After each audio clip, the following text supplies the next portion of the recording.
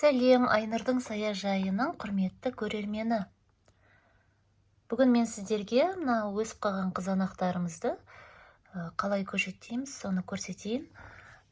Бұл қызанақтарды мен алғаш отырғызған кезде көшеттемесем де болады деп ойлаған, бірақ кейбіреуінде мінекей төртеуден өсіп кеткендіктен бұлар енді бір ыдыста бұларға тарлық етуі мүмкін.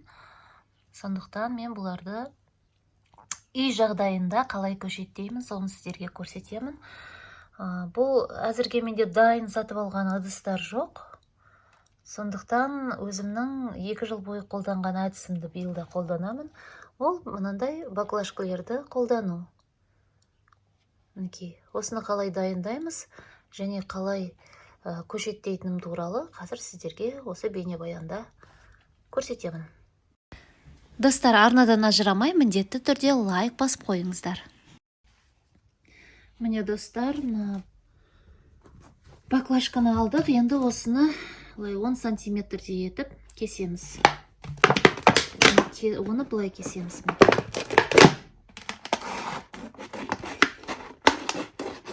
Ыдыстың жалпы кеңірек болғаны жақсы, себебі өсімдіктің тамыры өскен кезде топырақ оған бар құнарды беріп тұру үшін топырақтың ішінде көп болғанда дұрыс.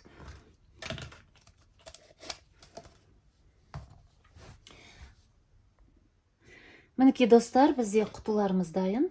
Енді осылардың түбін 2-3 жерінен тесіп шығамыз, себебі өсімдікке су құйған кезде артық сулар түбіне жиналып, өсімдік тамырын шірітіп жібермес үшін осыларды енді тесіп шығамыз. Мен сіздерге көрсетейін, тескен кезде қайшыменен тесуге болады, немесе үшкір пышақпен, әртүрлі әдіспен. Бірақ мен уақыт үнемдеу үшін қолыма мынандай дәнекерлеуші құралды алдым. Бұны мен тескен өте ыңғайлы. Бұл үйде жатқан жолдасымның қолданатын құралы. Осылай 3 жерінен мысалға тесіп қалдырдым, осы жетеді. Аласыздар да? Осылай 3 жерінен тесік қалдырасыздар. Тесіктің көлеміне байланысты 4 жерден тессеңіздер болады. Бұның мақсатын айтып кеттім. Мақсат артық суды түбіне жинамау.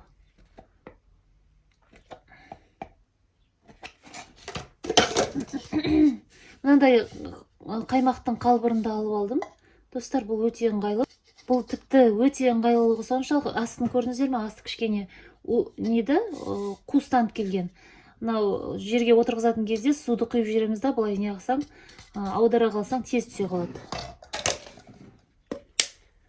Тездетіп мыналарды тесіп тастаймыз бәрін.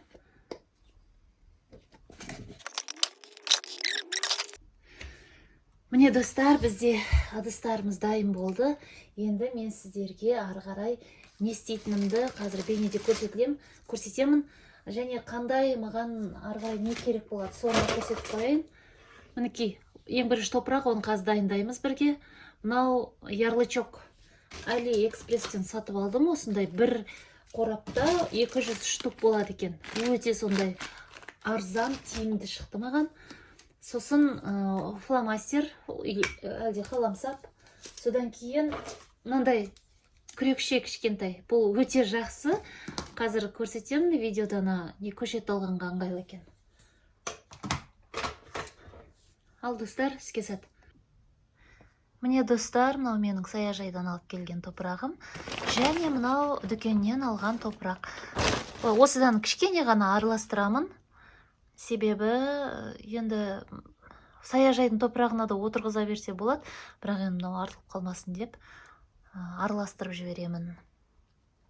Қазір осыны бірге тамашалайық. Ал достар, іске кірсеміз, қолымызға мындай резинке қолғапты киеміз. Мына топырақты алып саламыз.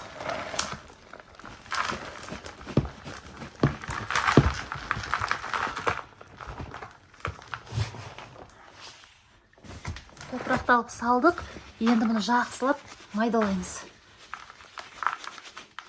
Үгіту керек. Себебі мына ішінде түйіршікте тұрып қалса, ол мына неге стаканға ішіне кіреді, ыдыстың ішіне кіреді де, бүйтіп ол ауа жинап қалады. Ауа жинағаннан кейін ол дұрыс өспейді де, су құйған кезде ойылып түсіп тұрады. Сондықтан топырақ өте былай ұсақ болу керек. Арасында кездескен нелерді алып тастаймыз, мындай ұсақ тастар болады. Бұларды алып тастаймыз.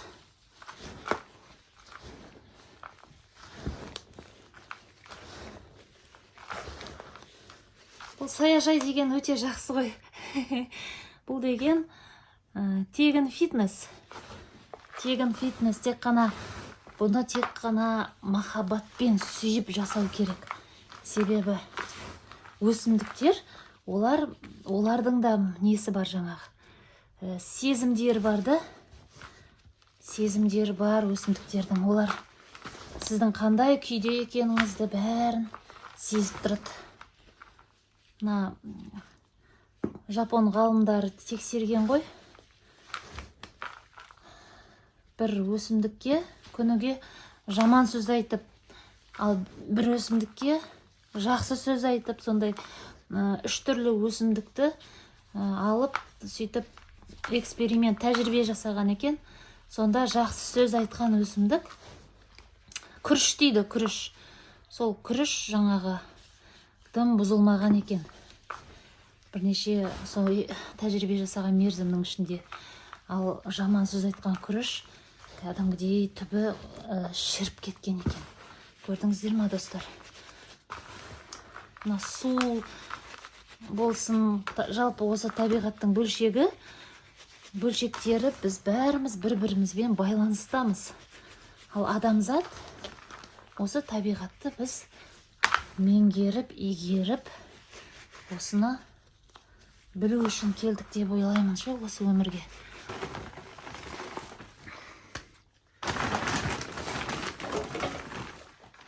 Араластырып жібере салайын.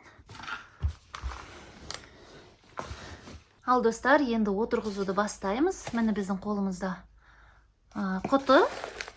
Осыған топырақ саламыз. Топырақты салып, бұлай кішкене ойық қалдырам. Көрдіңіздер ме? Кішкене ойық қалдырам. Енді осыған мынаны алайық. Мысалға, мінекей, бір құтыда 4 штук. Не яқты, осыны қазір аламыз. Бұлай өте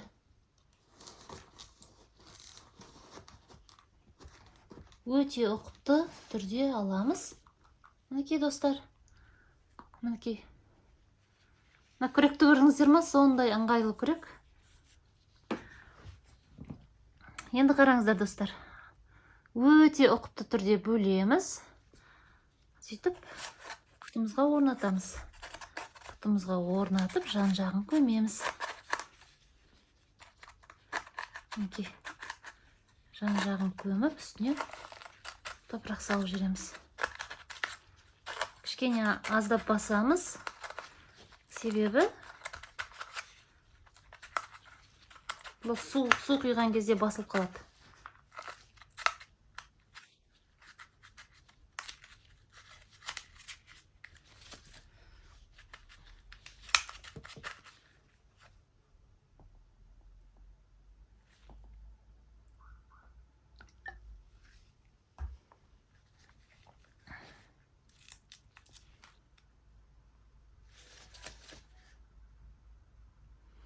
Су құйдық, алып қоямыз.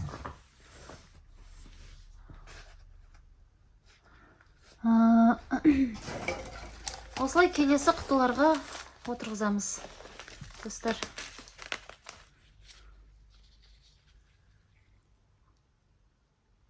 Окей. Окей.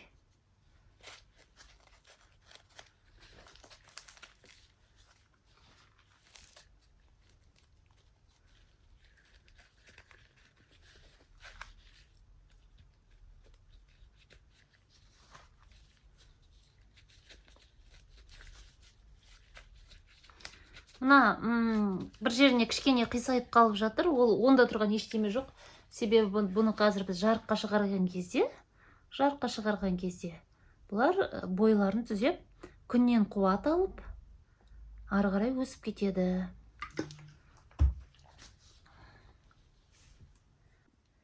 Мінекей құрметті көрермен, осымен біз қызанақтарды отырғызу жұмысын аяқтадық. Әр қызанақ өзінің ыдысына жайғасып, және өздерін керемет сезінуде. Ол міне бойларын тіп-тік ұстап тұрғаны анық белгілі. Арасында мысалы мынандай қызанақтар болады, оған аса қам жемеңіздер. Мынау аз уақыттан кейін күннен қуат алады да бойын тіктейді. Қазір бізде таңғы сағат 10:30. Күн әлі түскен жоқ. Бұны әрине мен қала жағдайында осылай терезенің алдына қойып қоямын. Мінекей. Енді келесі этап бұларды ашық топыраққа отырғызу. Ол мен өткен видеода айтып өттім. Мамыр айының басында болады. Ол туралы да түсірем. Мінекей достар, қаншама қызанақтар. Бақшамыз жемісті болсын. Арнаға жазылып, лайк басып тіркеліп қойыңыздар достар. Айнұрдың саяжайы арнасымен болғандарыңызға алғыс. Келесі кездескенше күн жақсы болсын.